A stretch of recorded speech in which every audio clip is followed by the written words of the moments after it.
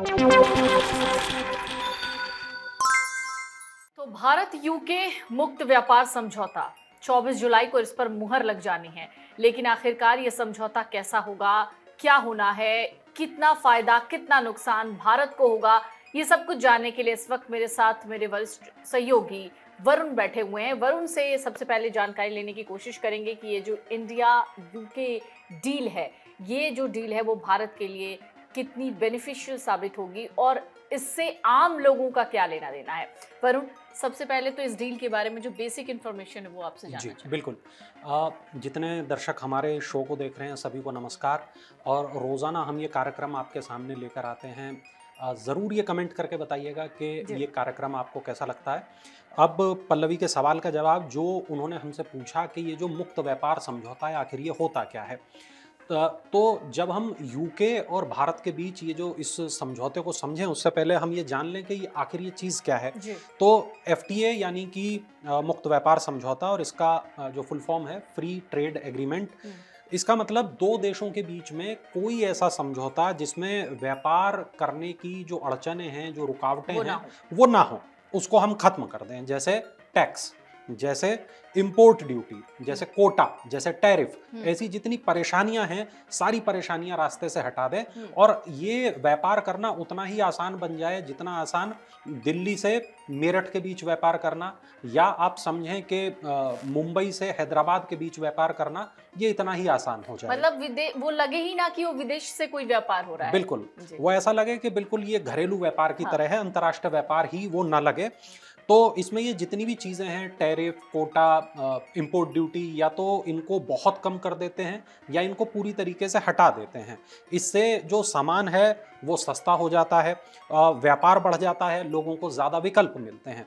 अब आप समझिए कि भारत से जब यूके में ज़्यादा सामान पहुंचेगा तो यूके में जो लोग रहते हैं उनके पास एक तो ज़्यादा विकल्प मौजूद होंगे, यानी मार्केट के अंदर एक तरीके से प्रतिस्पर्धा बढ़ेगी, यानी कि जो सामान है उसके दाम कम होंगे और यूके में रहने वाले लोगों को सस्ता सामान लेने का विकल्प मौजूद होगा। अब उनके मन के ऊपर होगा वो दिल्ली में बना सामान खरीदना चाहते हैं या मेड इन लंदन सामान जी। खरीदना चाहते हैं। और वहां पर एक बहुत बड़ी मैं कहूं संख्या में भारतीय आबादी मौजूद है, जी बिल्कुल। जो मजबूर है इस वक्त के वो महंगा सामान, भारत से जो सामान वहां पहुंचता है वो काफी महंगा हो जाता है, उस महंगे सामान को खरीदने के लिए मजबूर है। लेकिन जब ये समझौता दो देशों के बीच में हो जाएगा तो वहां रहने वाले लोग आसानी से ये सामान खरीद पाएंगे। बिल्कुल ठीक उसी तरह जो वहां से सामान भारत आएगा वो सामान बहुत सस्ता हो जाएगा। आपके पास विकल्प मौजूद होगा कि आप मेड इन मेरठ खरीदेंगे या आप मेड इन इंग्लैंड खरीदेंगे। तो आप जो सामान खरीदना चाहेंगे आप वो सामान खरीदेंगे और उस पर आपको बहुत कम टैक्स, ना के बराबर टैक्स, ना के बराबर इंपोर्ट ड्यूटी देनी होगी। जो लग्जरी आइटम्स हैं उनकी जो अभी वो बहुत महंगे मिलते हैं, कुछ खास तरीके की गाड़ियां हैं जो बहुत महंगी मिलती हैं, अभी वो बहुत सस्ती हो जाएंगी। सवाल ये कि भारत को इससे क्या फायदा होगा। तो भारत का जो निर्यात है वो बढ़ जाएगा। अभी जो भारत और यूके के बीच जो निर्यात होता है, जो भारत उसमें जो भारत की हिस्सेदारी है Contribution। वो बढ़ जाएगी। खास तौर पर टेक्सटाइल, खास तौर पर जूते, खास तौर पर जेम्स एंड ज्वेलरी, ऐसी जो चीजें हैं यहाँ पर भारत का अपर हैंड रहने वाला है। रोजगार के मौके बढ़ जाएंगे। अब देखिए कि अगर निर्यात भारत का बढ़ेगा तो ये जो क्षेत्र मैंने आपको बताए, चाहे वो टेक्सटाइल का हो, लेदर का हो, जूतों का हो, जेम्स का हो, तो इस इंडस्ट्री में जो नए मौके हैं वो सृजित होंगे। बिल्कुल। तो नई नौकरियां निकलेंगी। तो हमारे जो युवा हैं, भारत के पास वैसे भी दुनिया का सबसे ज़्यादा बड़ा युवा वर्ग है, तो वो इन जो नौकरियां हैं उसमें उनको मौके मिलेंगे। सेवाओं का विस्तार होगा। तो भारत एक बहुत बड़ा सेवा प्रदाता देश वैसे भी है। यहाँ पर आईटी, फिनटेक, हेल्थ, एजुकेशन, ऐसे तमाम सेक्टर हैं जिनका वहाँ विस्तार हो सकता है। यूके में ऐसे तमाम हमारे सेक्टर हैं, खास तौर पर ये सेवा वाले सेक्टर जो यूके में अपने पैर जमा पाएंगे। एक खास बात यह भी कि यूके में इनको कॉपीराइट की सुविधा मिलेगी, बौद्धिक संपदा संरक्षण इसको हम लोग कहते हैं। तो ऐसे हमारे बहुत सारे आइडियाज हैं, जो आइडियाज अमूमन क्या होता है कि चोरी हो जाते हैं। बहुत सारी ऐसी चीजें होती हैं जिस पर हम लोग कॉपीराइट नहीं ले पाते, लेकिन जब आप यूके की जमीन पर पहुंचते हो तो वहां ऐसी चीज़ों में कॉपीराइट को लेके बहुत सख्त नियम कानून नियम हैं, होते हैं। तो वो जो चीज़ें हैं वो हमें वहाँ से उसका भी फ़ायदा होगा। जो हमारे युवा वहाँ जाके नए आइडिया सोचेंगे, नई चीज़ों में इन्वेस्ट करेंगे, वो उनका जो फ़ायदा है वो उन लोगों को होगा। लेकिन अगर हम उन आर्टिकल्स की बात करें, जो आर्टिकल्स भारत से, जैसे आपने कुछ आर्टिकल्स जी, गिनवाए, जेम्स एंड जी, ज्वेलरीज, टेक्सटाइल, जी। वहां से यहाँ क्या आता है और यहाँ से वहां क्या जाता है, ये जानना बहुत जरूरी जी, है। जी, जी। बिल्कुल ठीक है, मैं सबसे पहले इसी सवाल का जवाब देता हूँ। भारत यूके को क्या-क्या भेजता है? हम्म, तो जैसे हमने बताया रत्न और आभूषण हम वहाँ पर भेजते हैं। फार्मेसी का हमारा बड़ा काम है। जैविक रसायन, फार्मा इंडस्ट्री हमारी एक बड़ी इंडस्ट्री है जो वहाँ पर हम निर्यात करते हैं। टेक्सटाइल और रेडीमेड गारमेंट हम बहुत बड़ी मात्रा में वहाँ बेचते हैं। इसके अलावा मशीनरी और इलेक्ट्रॉनिक उपकरण हम वहाँ बेचते हैं। ऑटो पार्ट्स हम वहाँ पर देते हैं और मछली और समुद्री उत्पाद जो हैं वो हम वहाँ पर देते हैं। आपका जो दूसरा सवाल था यूके से भारत क्या-क्या जी। मंगाता है, तो शराब एक बड़ा मार्केट है भारत में। तो यूके की बनी शराब की भारत में काफ़ी मांग है और काफ़ी महंगी ये शराब यहाँ पर मिलती है। लेकिन अगर एफटीए होता है तो ये शराब भारत में बहुत महंगी नहीं रह जाएगी। मतलब अंग्रेजी शराब सस्ती हो जाएगी। आप ऐसा माने यूके निर्मित शराब सस्ती हो हाँ। जाएगी। तो इसके बाद जो महंगी गाड़ियां हैं, जो मैं जिनकी बातें कर रहा था, जगुआर या मिनी कूपर जैसी जो गाड़ियां हैं वो भारत में सस्ती हो जाएंगी। इसके बाद में इलेक्ट्रॉनिक आइटम्स भारत में सस्ते हो जाएंगे। दवाइयों को बनाने में कुछ रसायन या कुछ सामग्रियों की ज़रूरत होती है, वो सामग्रियां सस्ती हो जाएंगी। फर्टिलाइज़र और केमिकल भारत में सस्ते हो जाएंगे। इसके अलावा मशीनरी जो हम मंगाते हैं वो भी भारत में सस्ती हो क्या कोई जाएगी। कॉस्मेटिक आइटम भी है जो यूके से इंडिया में आता है? अ, क्योंकि लड़कियां भी इस शो जी, को देख रही होंगी, तो वो बिल्कुल, भी बिल्कुल, ऐसी ऐसी कई चीज़ें हैं और मुझे लगता है कि ये जो बहुत छोटी-छोटी चीज़ें हैं, जो मिनरल्स हैं, जो रसायन हैं, जो जिनके बारे में मैं अभी ज़िक्र कर रहा था, ऐसी तमाम चीज़ें हमारी फ़ैशन इंडस्ट्री में बहुत काम आती हैं। तो यकीनन मुझे लगता है कि उस पे भी बड़ा फ़र्क पड़ेगा। हम्म। यूके को देखिए कई फ़ायदे होंगे। यूके जब मैंने बताया कि व्हिस्की और महँगी कारें भारत में सस्ती हो जाएँगी, तो भारत में जो टैक्स इनके ऊपर लगता है वो अब नहीं लगेगा या कम लगेगा। सेवाओं और निवेश का रास्ता भारत में खुल जाएगा। यूके की जो फाइनेंशियल कंपनियां हैं, जो यूनिवर्सिटीज़ हैं, अब वो भारत में खुल सकेंगी जब ये अच्छा। एफटीए पूरा हो जाएगा। हम्म। यानी कि अच्छी एजुकेशन जो है वो भारत के लोगों को मिल पाएगी। जो हम कह सकते हैं ब्रिटिश एजुकेशन या यूके बेस्ड एजुकेशन, जहां ऐसे कॉलेज जिनमें पढ़ के सीधे रोजगार के अवसर होंगे उसके लिए यूके में, हम्म। उस तरह की। इसके बाद मतलब में पढ़ाई भी सस्ती हो जाएगी। पढ़ाई सस्ती हो जाएगी।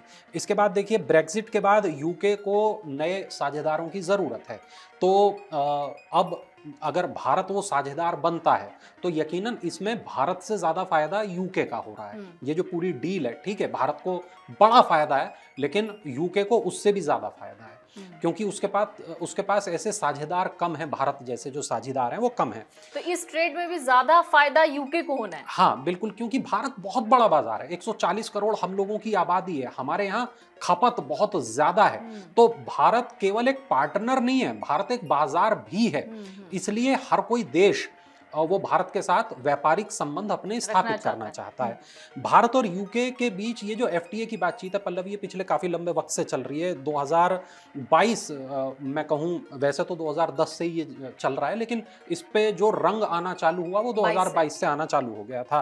13 दौर की औपचारिक जो वार्ता है वो हो चुकी है। 6 मई 2025 को वार्ता पूरी हो गई थी और 24 जुलाई 2025 को एफटीए पर साइन होंगे लंदन में। इसके बाद करीब मुझे लगता है 10 से 12 महीने का वक्त और लगेगा इसको लागू होने में। मतलब 1 साल और। हाँ, तकरीबन 1 साल और जब ये लागू हो जाएगा एक बार, उसके बाद आप देखिएगा तमाम जो मैंने चीज़ें बताई उन पर ये असर आपको दिखाई देना शुरू हो जाएगा। यहाँ पर एक चीज़ बहुत ज़रूरी जो हमारे दर्शकों के लिए जानना है कि पिछले 5 सालों में दोनों देशों के बीच कितना व्यापार हुआ। बिल्कुल। 2020 की हम बात करें तो जो कुल व्यापार है वो 13.1 अरब डॉलर का हुआ। 2021 में ये आंकड़ा बढ़ गया, 17.5 अरब डॉलर पहुंच गया। 2022 में ये आंकड़ा और बढ़ गया, 20.3 अरब डॉलर पहुंच गया। 2023 में फिर एक बार बढ़ोतरी दर्ज हुई, 21.3 अरब डॉलर पहुंच गया और 2024 में ये 23 अरब डॉलर तक पहुंच गया। 2030 तक दोनों देश ऐसा मानते हैं कि 120 अरब डॉलर तक ये जो साझेदारी है इसको पहुंचाना है, व्यापार है इसको बढ़ाना है।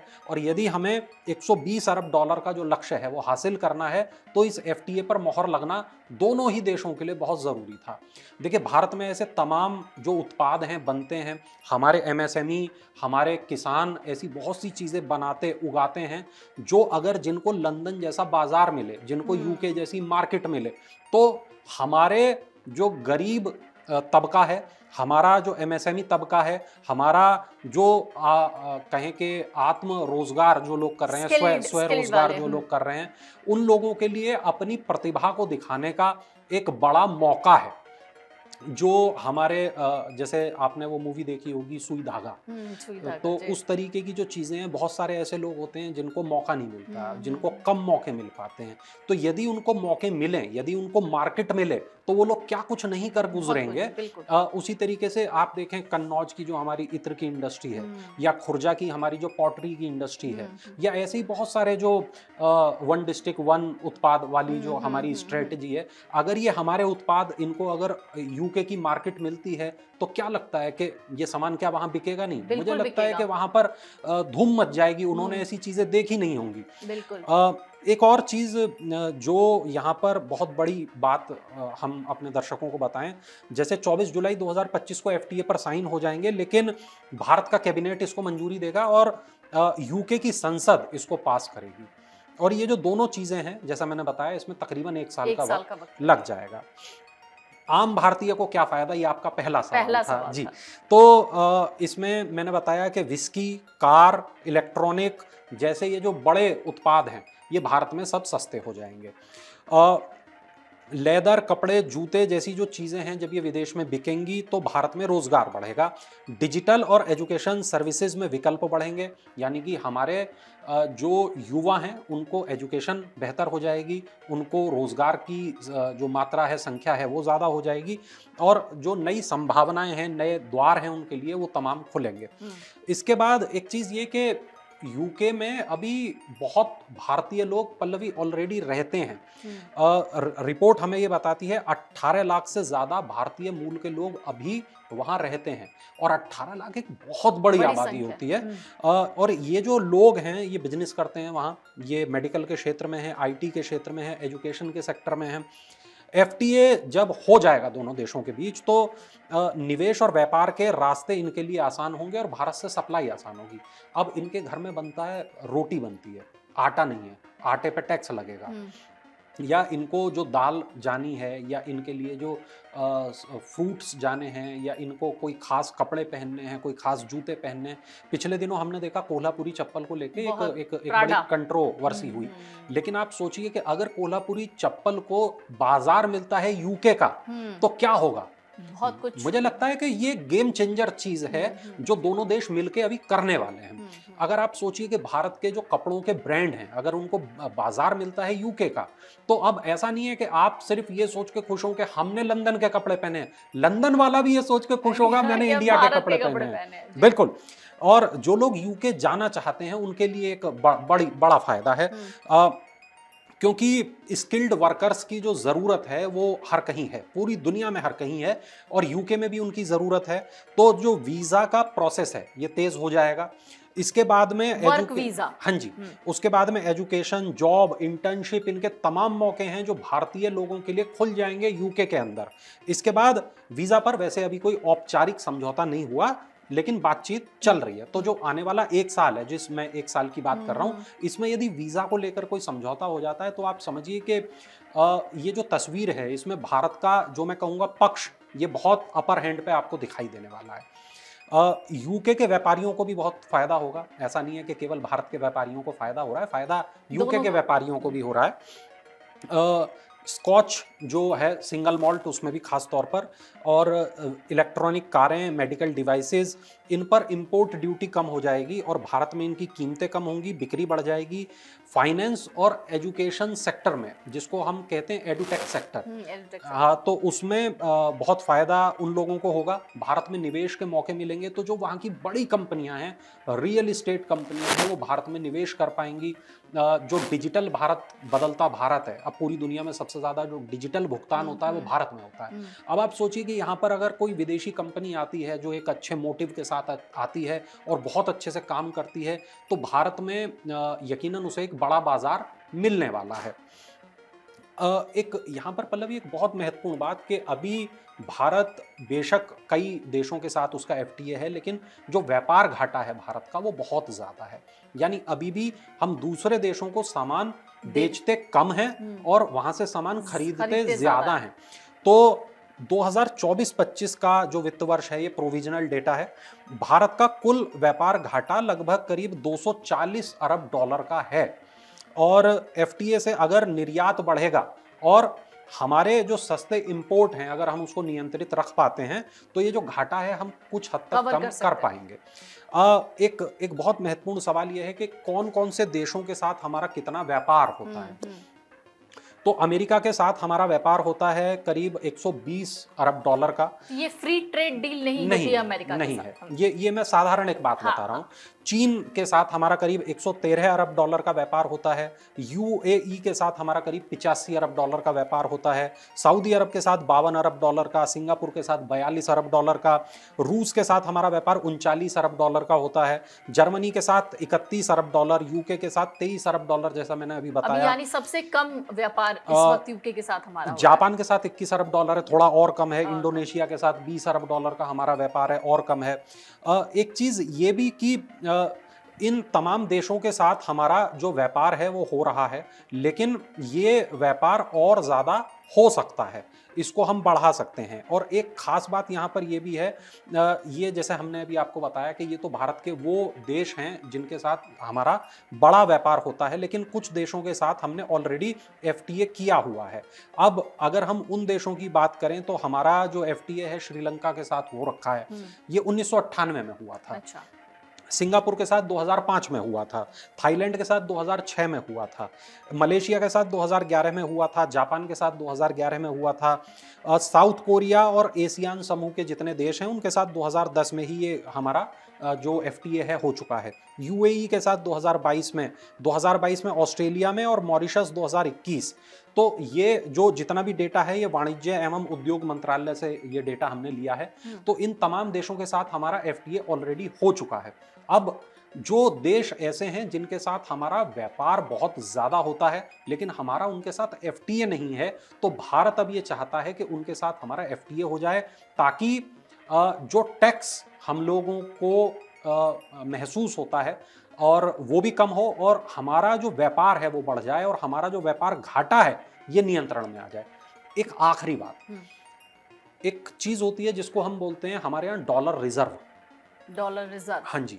तो हम जब व्यापार करते हैं किसी दूसरे देश से, तो हम वो व्यापार रुपये में नहीं करते, हम वो व्यापार डॉलर में करते हैं।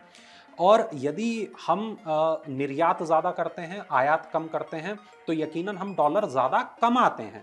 और जब ये डॉलर हम ज़्यादा कमाते हैं तो ये डॉलर का रिजर्व भारत के पास ज़्यादा होता है। इसको हम कहते हैं विदेशी मुद्रा भंडार, डॉलर रिजर्व। हाँ, तो ये जो विदेशी मुद्रा भंडार है, जितना ज़्यादा हमारे पास विदेशी मुद्रा भंडार होगा उतना बेनिफिशियल होगा, उतना हमारे लिए बेहतर है। अगर कल को कभी पूरी दुनिया में ऐसी कोई स्थिति बनती है जहां पर लोगों के पास पैसे की कमी होती है, देशों के पास, लोग तो हम लोग हैं, देशों के पास यदि पैसे की कमी होती है तो ये विदेशी मुद्रा भंडार काम आता है। बिल्कुल काम आता है।